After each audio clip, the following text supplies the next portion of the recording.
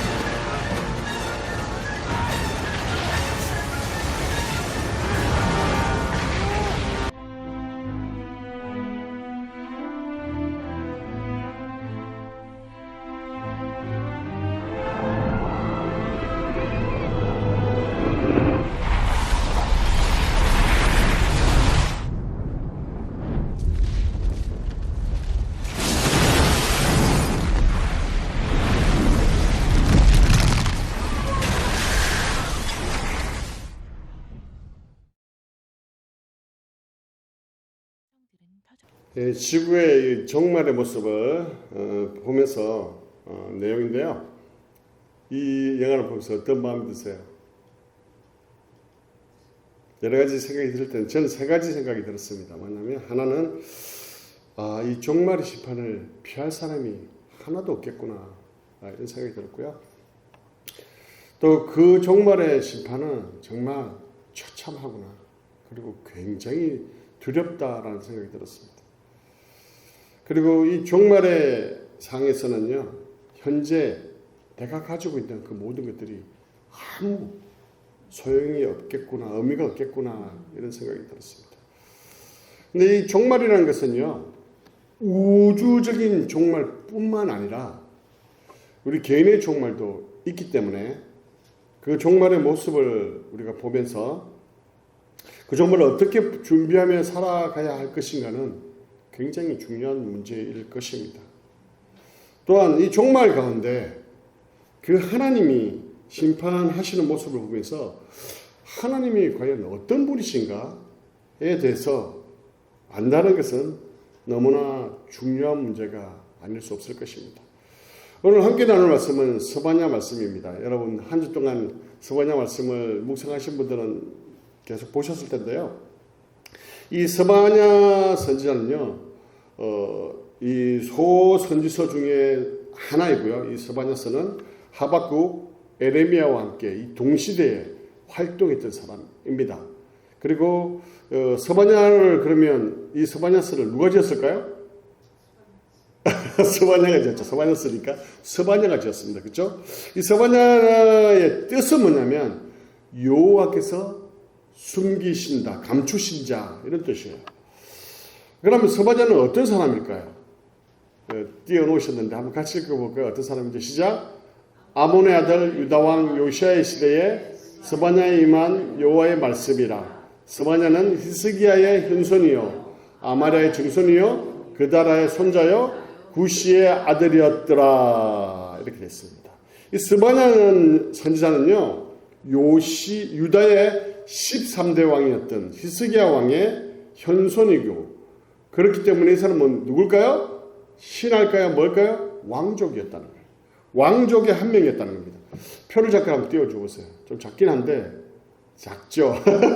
나중에 혹시나 선지서나 공부하게 되면 제가 이제 뭐 또 상세히 설명드리겠지만 오늘은 잠깐 보시고, 저기 잘 보시면 13이라고 되어 있죠. 13 히스기야. 그리고 16에 보면 요시아라고 되어 있죠. 저때 스바냐, 하박국, 에레미야가 사역을 했습니다. 잘 아시는 것처럼 솔로몬 이후로 북이스라엘, 남유다로 나눠지잖아요.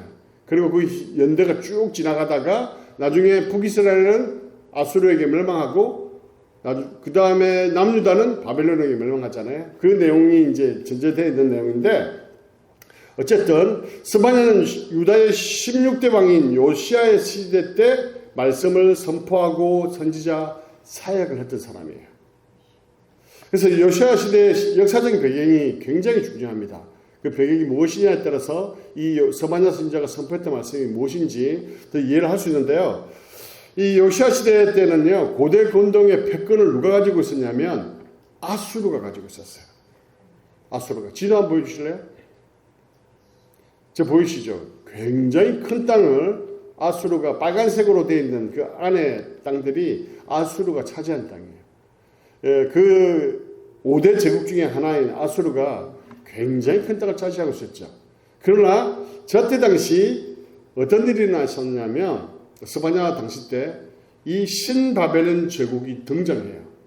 그리고 그 등장함을 통해서 이 아수르가 힘을 점점점 잃게 됩니다.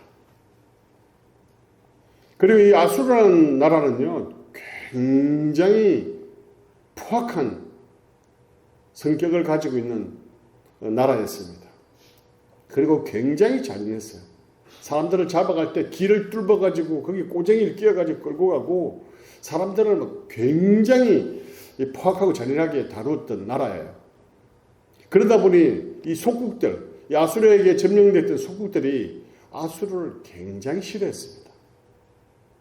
그러다 보니 이 반란들이 많이 일어났고 어려움들이 많이 있었죠. 이때 요시아는 친아수르 정책을 펴는 것이 아니라 사실은 그 앞에 선대왕인 므낫세와 아몬 왕, 그 왕들이 친아수르 정책을 폈어요.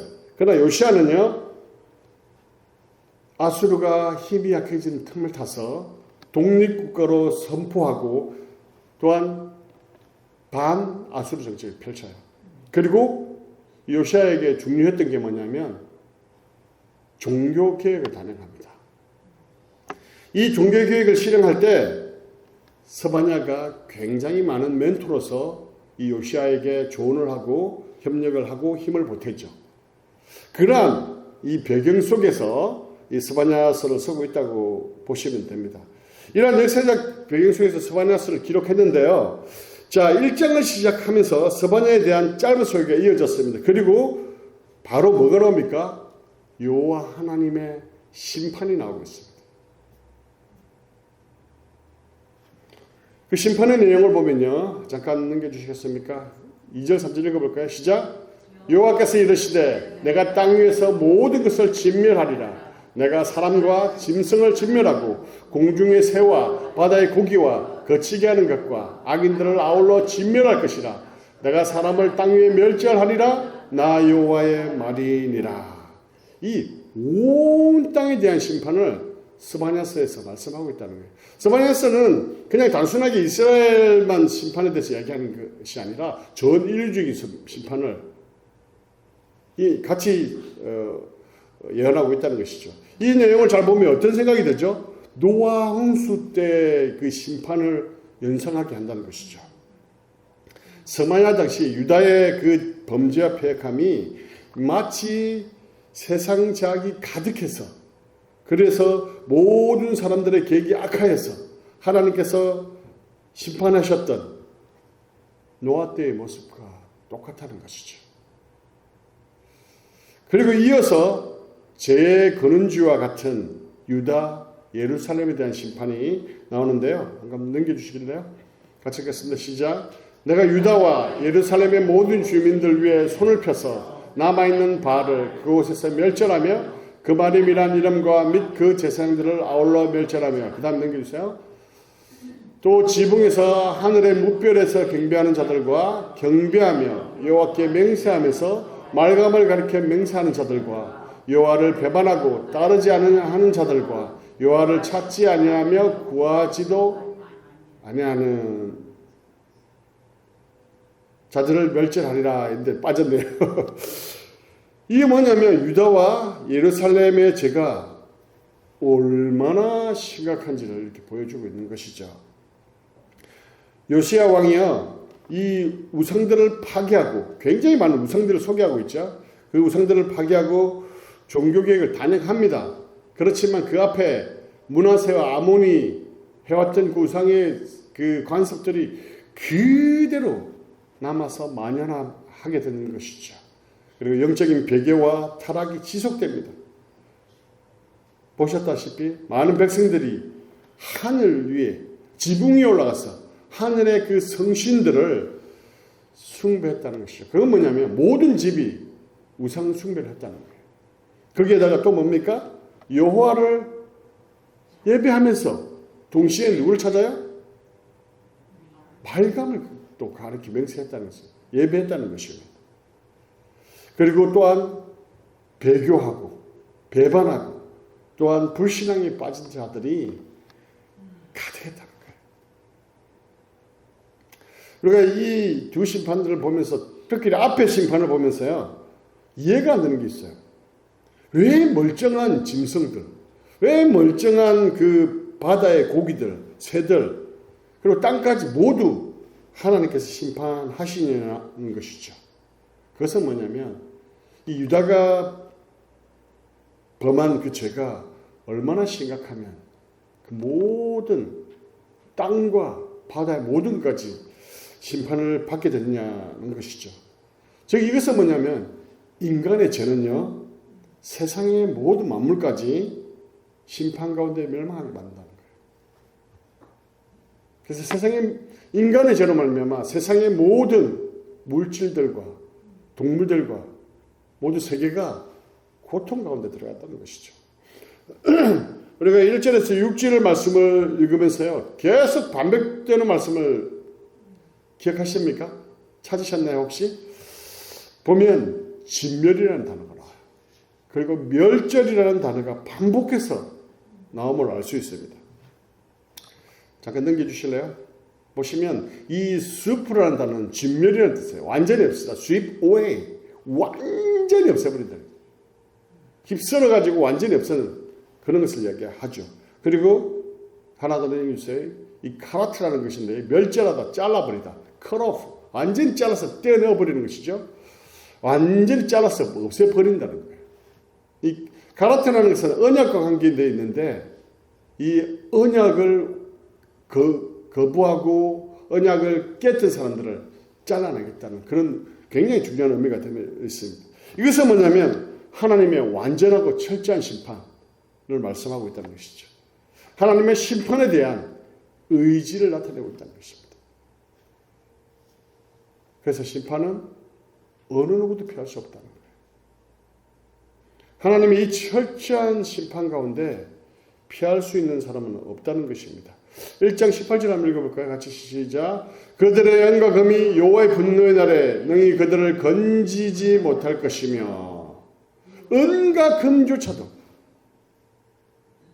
여호와의 분노의 날에 능히 건져낼 수 없다라고 얘기합니다. 어느 것으로도 하나님의 그 심판에서 건져낼 수 없다고 말씀하고 있습니다. 이어서요. 그 철저한 심판으로 인한 참상은 더욱 참혹함을 알 수 있습니다. 1장 10절 한번 볼까요? 시작. 나 여호와가 바로노라. 그날의 어문에서는 부르짖는 소리가 제2구역에서는 울음소리가 작은 산들에서는 무너지는 소리가 일어나리라. 여기서 어문은 어디냐면 예루살렘 성의 북쪽이에요. 북쪽이라는 의미가 뭘까요? 유다는 어디를 통해서 멸망당하죠? 바벨론이잖아요. 그죠? 바벨론은 어디서 오죠? 북쪽에서 오잖아요.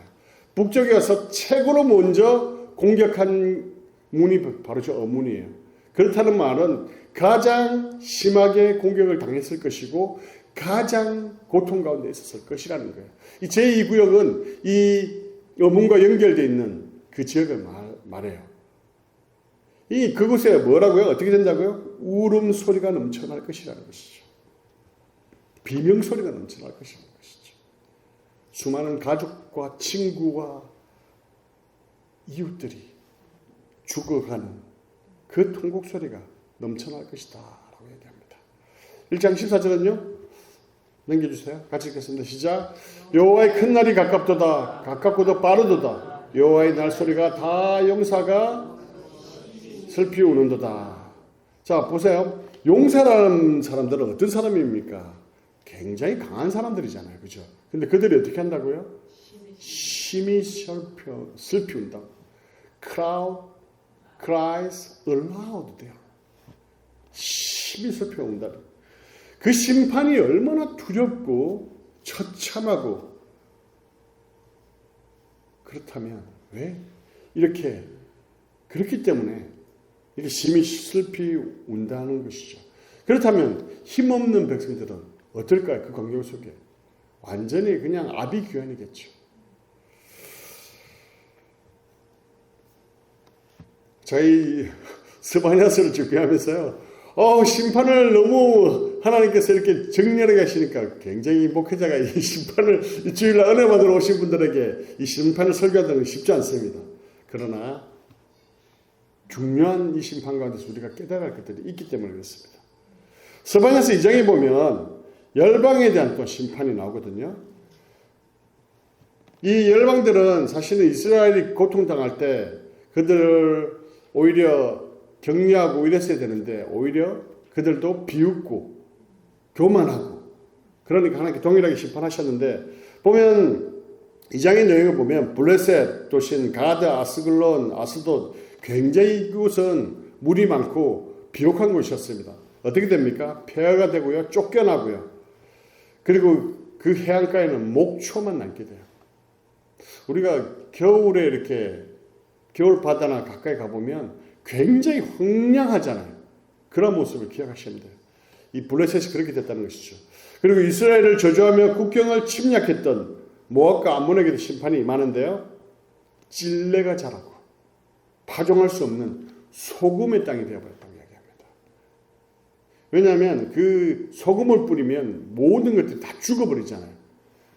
그런 땅과 같이 황폐됐다는 것을 표현하고 있는 것이죠. 그리고 남방의 구스와 북방 이스라엘에 대한 심판도 또 말씀하는데요, 조금 전에 보셨던 것처럼 그 아수르는 거대한 제국이었습니다. 너무나 큰 땅이었어요. 그래서 아수르는 굉장히 교만했어요. 절대로 우리 성은 무너질 수 없다라고 굉장히 교만했습니다. 자기들의 성과 성벽이 우리를 지켜줄 것이다 라고 자신했어요. 한번 잠깐 보여주실까요? 이게 실제 그림은 아니에요. 지금 해자라는 곳인데요, 물로 되어 있고 길이 하나밖에 없고 성이 있기 때문에 저 성을 무너뜨리기가 쉬울까요? 어려울까요? 굉장히 어렵습니다. 오직 저 다리만 막으면 공격을 할 수가 없어요.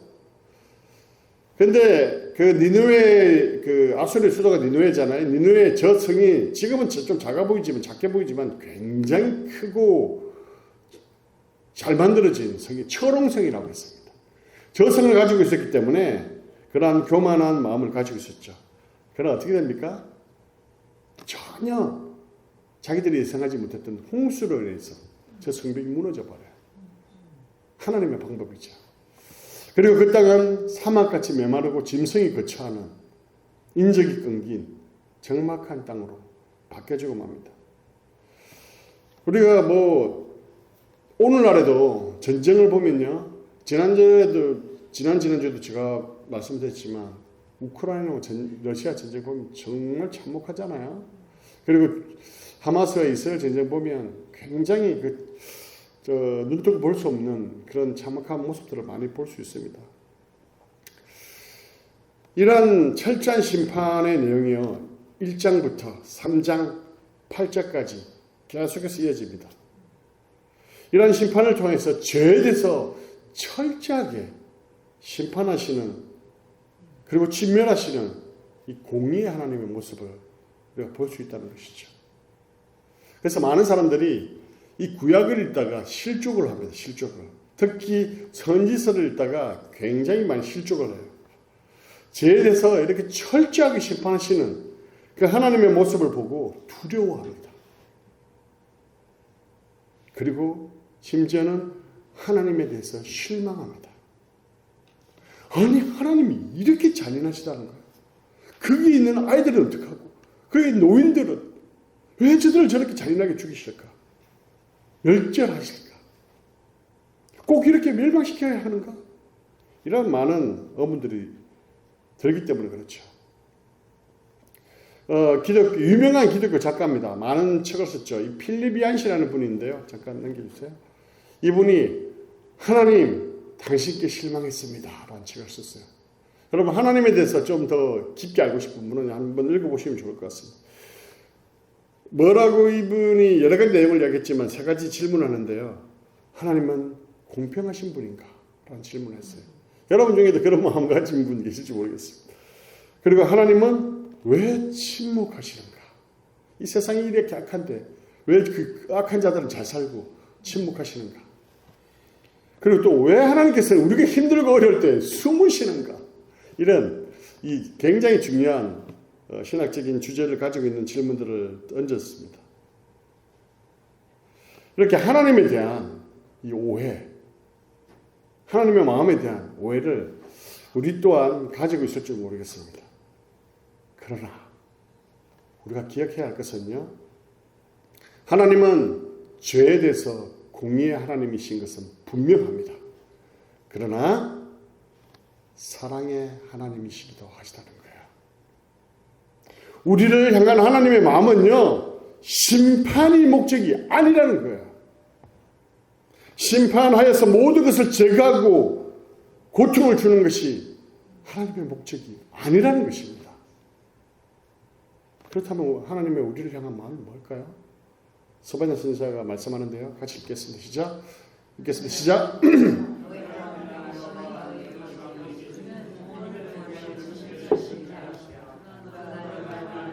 기쁨을 이기지 못하시며 너를 잠잠히 사랑하시며 너로 말미암아 즐거이 부르며 기뻐하시라 하리라. 아멘. 그렇습니다. 하나님은 우리를 향한 마음은요. 사랑이라는 거예요. 사랑. 하나님은 그 사랑 때문에 죄로 인하여서 모두 진멸되어야 하지만 남은 자를 주셨다는 거예요. 남은 자를. 이게 남은 자 사상인데요. 성경에서 굉장히 중요한 신학적인 주제인데 이 남은 자를 주셔서 회복시키신다는 거예요. 말씀 한번 볼까요? 시작. 여호와의 규례를 지키는 세상의 모든 겸손한 자들아 너희는 여호와를 찾으며 공의와 겸손을 구하라. 너희가 혹시 여호와의 분노의 날에 숨김을 얻으리라. 숨기시고 그 분노의 날에 숨겨서 남은 자가 있다는 것이죠. 서반야 뜻이 뭐라고요? 여호와께서 숨기신 자. 선지자들의 그 이름 속에는요 하나님의 분명한 뜻이 들어있거든요. 어지가. 자, 창세기에 보면 우리가 이 남은 자에 대해서 또 알 수 있잖아요.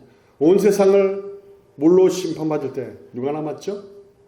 노아와 그 가족들이 남았잖아요. 또 누가 있습니까?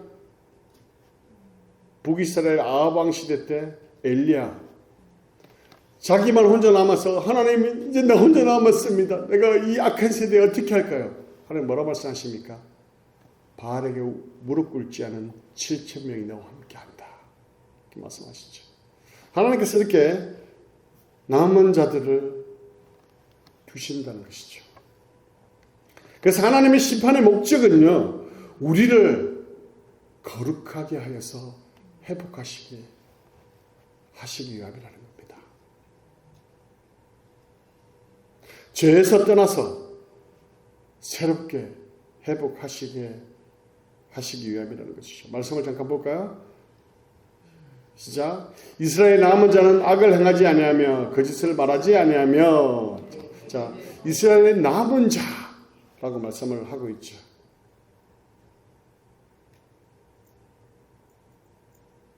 제 말씀이 아닌데 제 말씀이 나와서 잠깐 제가 9절 말씀인데 9절 말씀 볼게요.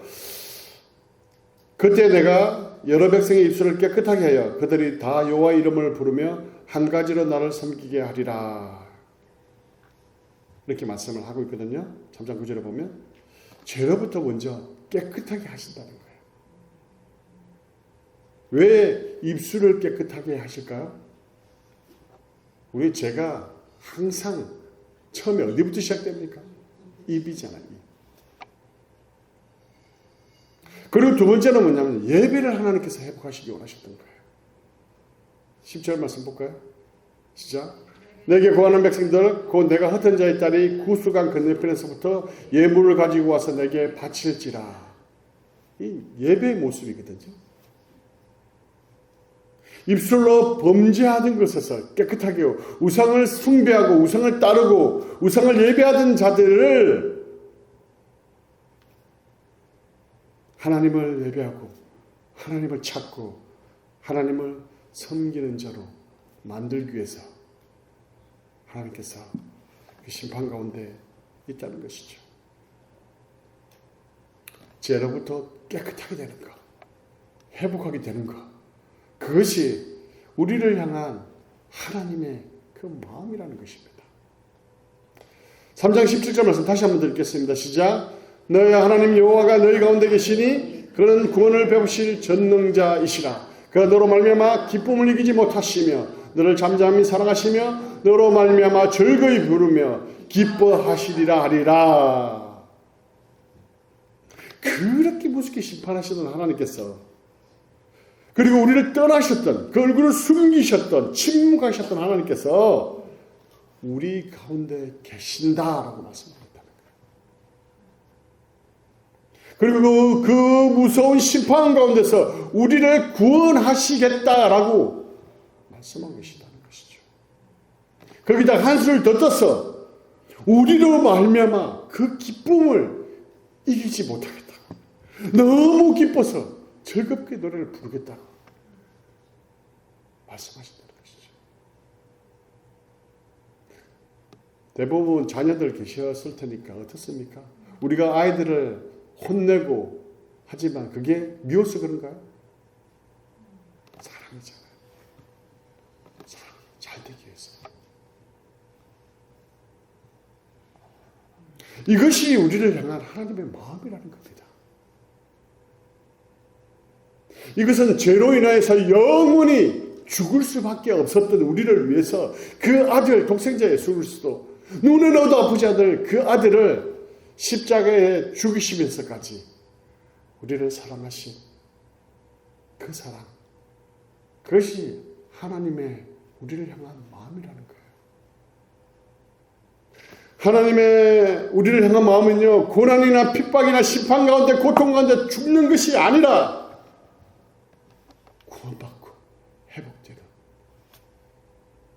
그리고 우리를 바라보면서 기뻐져 할 줄 모르는 그 마음. 우리의 모습이 뭐 선한 게 있었을까요? 그 사랑할 마음에 그 모습들이 있었을까요? 하나님께서 가지고 계신 마음이라는 거예요. 오리지널이 하나님께서 가지고 있었던 그 마음. 말씀의 결론을 드리겠습니다. 하나님은 공의 하나님이세요.